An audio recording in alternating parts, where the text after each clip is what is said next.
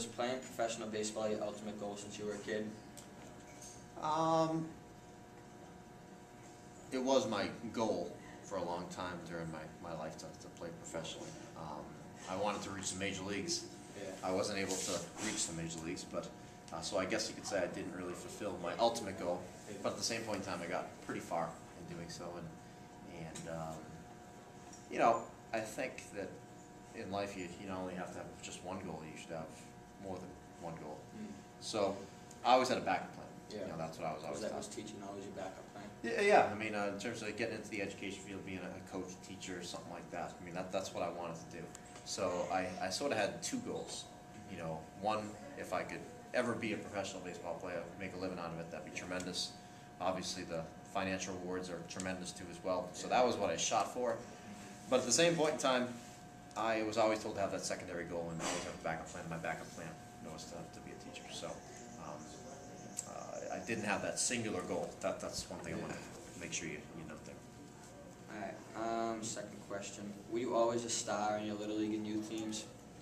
Were you always the go-to guy, the shortstop, and stuff like that? Yeah. I mean, not to brag, but yeah, sure. I mean, on those teams, I was. I was always the person that batted third or fourth and played shortstop and started every game I could pitching. I typically was one of those guys. Yeah, exactly. You know, on the high school team, very much the same too as well. And even on college, you know, eventually I became the star of the college team too as well. But you know, that's something that I think in Medford I found out that sure, it's good to be the best player in Medford, but there are other, you know, people trying to be the best in Malden, other people trying to be the best in somewhere in Tennessee or somewhere in the world. Really, it's really not just a game here within Greater Boston. You gotta push yourself in order to be the best, not just in Medford. You gotta push yourself to be the best in your state. Yeah. You know, New England. Next step would be like the country, and then when I got to the professional ranks, you figure out it's not just a national game; it's a world game. You know, because in college I was a college all-star, you know, a Division I, you know, Big East all-star, all this stuff, you know, I mean. First team all Big East. Yep, all-American high school. But once you get to the pros, you got Dominicans, you got Venezuelans, you got a lot of people like that that are even better. So you really understand that the game becomes, you know, tremendously competitive. All right, next question. When exactly during high school was your name out on the radar for college coaches? I would say probably after my sophomore year. After your sophomore year? Yeah, after my sophomore year, I really started to make a name for myself. And were you one of the key components during your sophomore year, like on the mound? Yeah, not really even on the mound. I was really a better hitter as a freshman and sophomore than I was a pitcher in high school. Yeah, I was a great pitcher my junior and senior year, but I didn't really develop as a pitcher. I wasn't able to throw strikes until my junior and senior year. Yeah. He said he worked for you. He did. I mean, because I was very talented as a pitcher. I had a good arm strength, a curveball, but you know, I didn't really ever put it together until I showed flashes of it. Right. But I never put it together until my junior and senior. Raw talent in high school, you could just get kids out. Exactly. And then junior and senior year, I was able to put it all together and be dominant. So, but as a hitter, I was pretty advanced as a hitter earlier on in my career as a high school player. Yeah, you can leave that at my desk. Thanks, Alex. I guess that answers my next question. Being such a great hitter in high school, did it sadden you to put the bat away at UConn? Yeah, I was actually recruited by a number of Division I teams to be both a hitter and a pitcher. Really? So, and that's very rare in college. DH or play first base? To DH and play first base possibly. So I was recruited by University of Maine, BC, Notre Dame, UConn to be both a hitter and a pitcher. So I went to UConn planning to be a hitter and a pitcher, but as a freshman, they had one of their star pitchers from the year previous go down with an injury. So they needed me to sort of step up and fulfill a role where I was going to be one of the three major top pitchers on the team. It's good to give you experience. Right, exactly. So the top pitchers in college pitch during conference. Yeah. Like at UConn, you would pitch during the Big East schedule. Right. You don't waste your time pitching against a non-league opponent. Right. So basically, I was one of those top three Big East starters, and as a result, they had said, you know, hey, let's focus on the pitching, and let's put the bat away.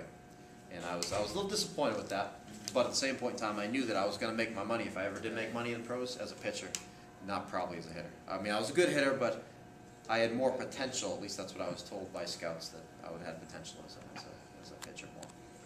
All right. These are some questions during college baseball. How was your relationship with Jim Penders, the head coach at UConn? Still is. Tremendous, yeah, tremendous. It was a great relationship. You know, he was the guy that taught me a lot of lessons. Was he like heavily in the process of recruiting you? Yep, he was actually. So here's how it went. He was the assistant coach and recruiting coordinator when I was in high school. He came to my games. He came to my summer games. He went to see me pitch a number of times at different showcases, and also when I was playing from high school. And there was another very legendary coach at UConn during my first 2 years. His name was Andy Baylock. And that was one of the reasons why I went to UConn, because he was Team USA's pitching coach. He had been around forever. He was a tremendous guy in terms of what he knew and his knowledge. He was older, though.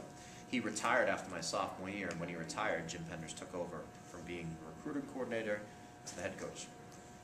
So when he became head coach, I learned a tremendous amount from him. He's an extremely smart guy. He taught me a lot about not only baseball but life, and he gave me many opportunities to pursue my goals. So I could say that he really helped me develop as a person and also as a baseball player. So I have very high words for him. He's tremendous, and I would recommend anybody that has the ability to play at Division I level to play for him. And he's somebody I speak very highly of. In fact, I was just at UConn last weekend, watched them win the Big East, and I got a picture I can show you where Are they doing the Big East tournament right now? The Big East tournament's next week, but they won the regular season. Oh yeah, Big I East actually saw championship. that. Yep. So they won the Big East championship, and I took a picture of the team holding the trophy and everything like that. And he made me feel proud that I was a part of that championship team too as well this year. So he's definitely a guy I still keep in contact with. What were your emotions like the days before you first started UConn? Did you know ahead of time you were going to start? I actually, at the beginning of the year, I knew I was going to be one of the best pitchers, but it was a little bit intimidating going up against some pretty high caliber teams. Sure. I faced at the time Notre Dame was the #1 ranked team in the country my freshman year. Louisville still good? Louisville wasn't in the Big East when I first got there. They weren't? They would come later on, so they sort of added on to the conference. What about like Pittsburgh? Yep, they were there. They were there. Pittsburgh, St. John's, very good teams. At the time when I first entered my freshman year, Notre Dame was extremely good. They were #1 in the country. Had some terrific players, and I remember I got my first win in college against them, against the #1 ranked team in the country. So that was one of my highlights of my freshman year. I remember winning against them. But yeah, it was a little intimidating going against some big bats, big guys with college bats that were very powerful back then. Right now they've scaled back. Yeah. Did they scale back in high school too? Next year. Next year. Well, the bats in college, having to go up against some of those guys with extremely powerful bats were pretty tough, and I had to learn how to really pitch. In high school, I could blow everybody away with a 90-mile-an-hour fastball, but you can't sneak a 90-mile-an-hour fastball by a lot of those guys. So you really have to learn how to pitch. And at first, I struggled a little bit. I had some flashes where I did very well, and then I had some other times where I didn't do so well at all. So sorry about that. So yeah, growing pains initially. Wait, so was that win versus Notre Dame your first win as a college pitcher? Yep. I'm almost positive it was my first win.